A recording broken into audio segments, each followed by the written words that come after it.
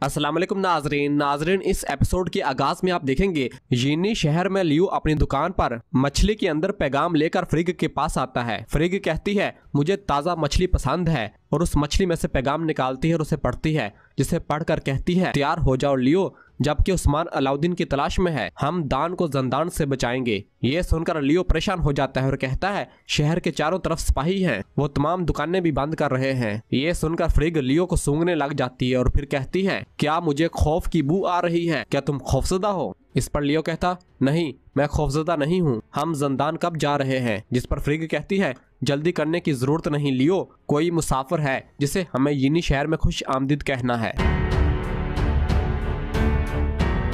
और फिर दूसरी जानब जंगल में उस्मान साहब, बाला खातून और बाकी तमाम कायद सिपाही जब अलाउद्दीन के पीछे जा रहे होते हैं तो उन्हें कुछ निशानात मिल जाते हैं। तो जरकुताई और कुछ सिपाही अपने घोड़ों से नीचे उतरते हैं और उन निशानात का ताकुब करते हैं और आगे बढ़ते हैं। थोड़ा आगे जाकर देखते हैं कि वहां पर एक घोड़ा गाड़ी खड़ा होता है। जरकुताई उस गाड़ी के ऊपर चढ़ता है और उस संदूक को खोलकर देखता है, और जैसे ही उस संदूक को खोलता है तो वो संदूक खाली होता है, लेकिन उस संदूक के अंदर कुछ लिखा हुआ होता है जो कि अलाउद्दीन ने अपने खून से लिखा होता है। यह देखकर जरकुताई कहता हजूर ये खाली है। यह सुनकर उस्मान साहब और बाला खातून भी अपने घोड़े भगाते हुए उस घोड़ा गाड़ी के पास आते हैं और उस संदूक के अंदर देखते हैं तो जरकुताई बताता है हजूर ये खून से लिखा हुआ है, इसने ताकुब ना करने का कहा है। जिस पर बाला कहती है अगर उन्होंने मेरे बेटे को नुकसान पहुंचाया तो मैं दोनों जहानों में उनका पीछा नहीं छोड़ूंगी उस्मान।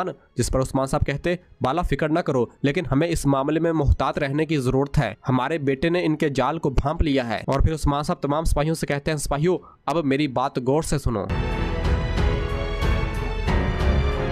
और फिर दूसरी जानब ओक्तम साहब के कबीले में बेंगे खातून ओक्तम साहब से कहती है मैं जाती तौर पर इस दर्द को बर्दाश्त कर सकती हूँ, लेकिन लोग और कबीले की तमाम खवातीन जिनके प्यारे शहीद हो चुके होते हैं रो रही होती हैं। और फिर बेंगे कहती है कम अज कम इनके बेटों की जानें हम पर मकरूज हैं ओक्तम साहब। जिस पर ओक्तम साहब कहते हैं मैं क्या करूं खातून, मैं क्या करूं, शेख ने मुझे आगे बढ़ने से रोक दिया, मैं इनको कैसे ठुकरा देता?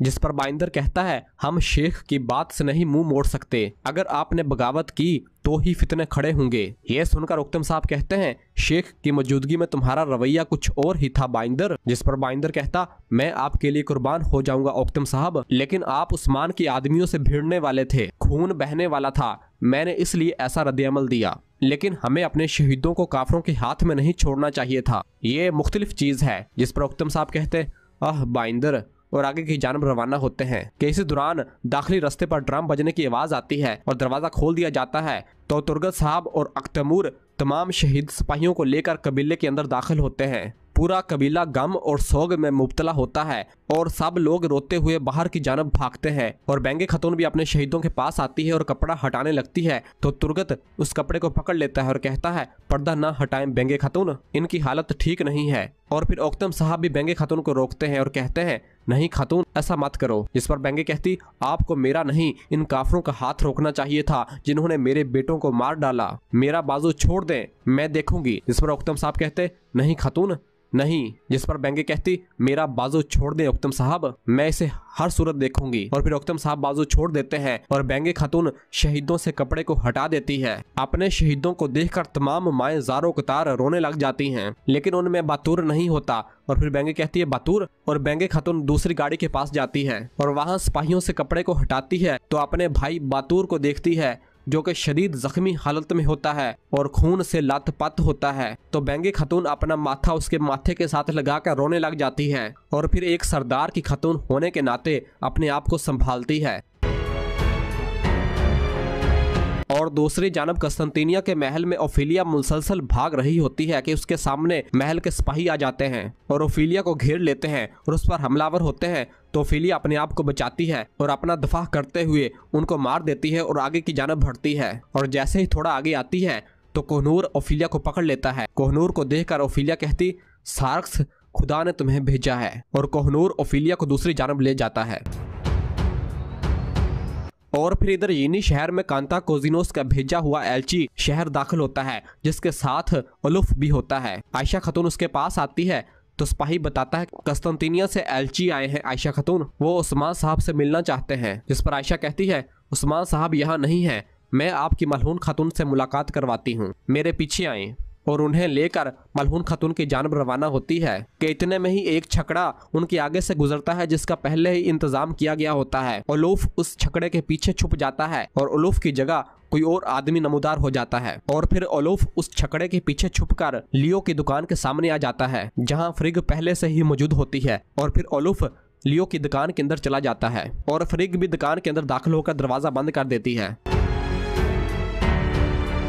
और फिर इधर एलची मलहून खातून के पास आकर एक पैगाम देता है और कहता है शहनशाह आंद्रियो निकोस ने ये उस्मान साहब तक पहुंचाने को कहा है, उन्होंने नेक तमन्नाएं भेजी हैं। जिस पर मलहून खातून उस पैगाम को देखती है और फिर कहती है जब उस्मान साहब वापस आएंगे तो मैं अमानत इन तक पहुंचा दूंगी, अब आप जा सकते हैं। और वो एलची वहां से रवाना हो जाता है। इस पर आयशा कहती है खैरियत होगी इंशाल्लाह। मलहून कहती जब उस्मान साहब अलाउद्दीन को सही सलामत वापस लाएंगे तो हम जानेंगे कि शहनशाह क्या चाहता है। और फिर दूसरी जानब जंगल में एक जगह पर अलाउद्दीन को एक दरख्त के साथ बांधा हुआ होता है और उलूफ के कुछ सिपाही हिफाजत पर मामूर होते हैं। उस्मान साहब और बाला खातून दूर से उनको देख लेते हैं और अपने बेटे अलाउद्दीन को भी देख लेते हैं। और फिर उस्मान साहब और बाला खातून अपने तीर उन हिफाजत पर मामूर सिपाहियों को मारते हैं जिससे वो जहन्नम वासल हो जाते हैं। और फिर उस्मान साहब, बाला खातून और बाकी सिपाही अलाउद्दीन की जानब भागते हैं। उलूफ के सिपाही पहले ही घात लगाए दूर से बैठे ये सब देख रहे होते हैं ताकि उस्मान साहब जाल के अंदर फंस जाएं। उस्मान साहब और बाला खातून अलाउद्दीन के पास आते हैं और उसे उठाने की कोशिश करते हैं तो अलाउद्दीन को होश आ जाता है और फिर उसकी हाथों की रस्सियों को खोलने लग जाते हैं। और फिर उलूफ का आदमी अपने सिपाहियों से कहता है चलो हमला करो। तो कांता कोजिनोस के सिपाही अपने तीरों की बरसात काई सिपाहियों पर कर देते हैं। तो काई सिपाही जो कि पहले ही अलर्ट होते हैं तो अपनी ढालें अपने सामने कर देते हैं और तमाम ढालों के जरिए उस्मान साहब, अलाउद्दीन और बाला खातून का दिफा करते हैं। बाला कहती है तुमने मेरे बेटे को मुझसे छीनने की कोशिश की, तुम्हें मेरे गजब से कोई नहीं बचा सकेगा। उस्मान साहब कहते चलो। तीरों की बरसात करने के बाद उलूफ के आदमी और कांता कोजिनोस के सिपाही बाहर निकल आते हैं और चारों तरफ से काई सिपाहियों और उस्मान साहब पर हमलावर होते हैं। और फिर उस्मान साहब और काई सिपाहियों की उलूफ के आदमियों, कांता कोजिनोस के सिपाहियों के दरमियान लड़ाई का आगाज होता है।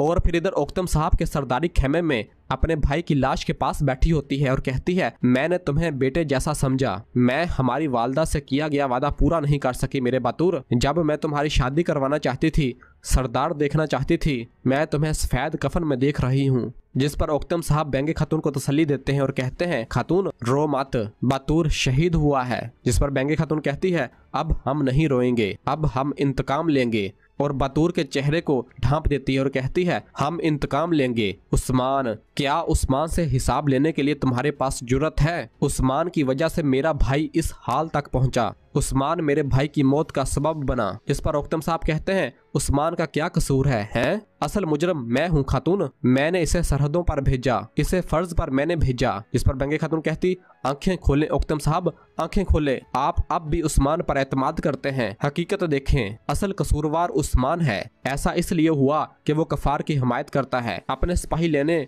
आप नहीं गए, तुर्गत चला गया और अब वो हमें इंतकाम लेने से रोकेगा। सिर्फ इसी पर इत्तफाक नहीं करेगा, वो आपकी जान लेना चाहते हैं ओक्तम साहब, वो आपकी जान और आपकी पोस्ट चाहते हैं। जिस पर ओक्तम साहब कहते हैं अल्लाह का शुक्र है खातून, मैं मौत से नहीं डरता, मैं यहाँ हूँ, मैं अपने खेमे में हूँ, मैं अपने कबीले में हूँ। अगर वो मुझे मारना चाहते हैं तो आ सकते हैं। जिस पर बेंगे खातून कहती है ऐसा ना कहें ओक्तम साहब, ऐसा ना कहें, ये बहादुरी और बुजदली की जंग नहीं, आपको नहीं दिखता वो कुत्ते बन चुके हैं, वो काफरों से मिलकर हम पर चालें चलते हैं, हमारे लोग शहीद हो गए, तुर्गत अब यहाँ क्या कर रहा है? क्यों? क्या हम मुजरम है जो यहाँ पहरा दे रहा है ओक्तम साहब? जिस पर ओक्तम साहब कहते हैं गुस्से में कुछ भी बोली जा रही हो ना करो, हमारे लोग शहीद हुए हैं, हम इस बारे में यहाँ बात नहीं कर सकते। यहाँ नहीं खातून, अब से। कितने में ही बेंगे खातून गुस्से से कहती मैं कुछ नहीं सुनूंगी, मैंने अपने भाई को जमीन के हवाले किया, लेकिन मैं आपको दफन नहीं करूंगी। ओक्तम साहब, मैं आपको दफन नहीं करूंगी, मैं आपको अपने साथ ऐसा नहीं करने दूंगी। आपकी हिफाजत के लिए अगर जरूरत पड़ी आपके खिलाफ खड़ी हो जाऊंगी ओक्तम साहब, ये अच्छी तरह जान लें। इस पर ओक्तम साहब कहते हैं ऐसा ना करें खातून, ऐसा ना करें। किसी दौरान अलचचक खेमे के अंदर दाखिल होती है और आकर कहती है अम्मा, बाबा, चले आखिरी फर्ज निभाते हैं। जिस पर ओक्तम साहब कहते तुम ठीक कह रही हो बेटी। और फिर सिपाही खेमे के अंदर दाखिल होते हैं और इजाजत लेने के बाद बातूर की मैयत को अपने कंधों पर उठाते हैं और कब्रिस्तान की जानब रवाना होते हैं। तो पीछे से बेंगे कहती है वो मजीद लोग मारना चाहते हैं, वो हमारे लिए मजीद परेशानी का बायस बनेंगे।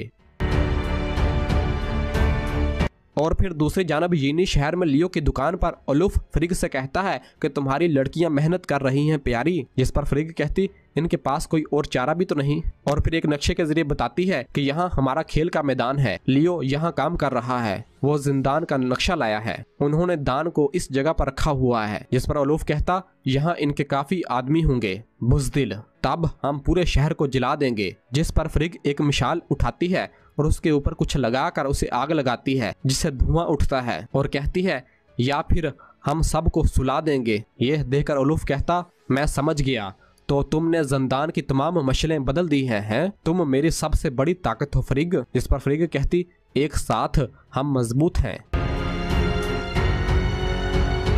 और नाजरीन इसी जगह पर एपिसोड खत्म करते हैं। मिलते हैं बहुत जल्द अगली एपिसोड के साथ। वीडियो को लाइक कर दें और जिन दोस्तों ने अभी तक चैनल सब्सक्राइब नहीं किया उनसे गुजारिश है चैनल सब्सक्राइब कर दें और बेल आइकन यानी घंटी वाले निशान को भी प्रेस कर दें ताकि आने वाले एपिसोड्स आपको आसानी मिल सकें। दुआओं में याद रखें। अल्लाह हाफिज़।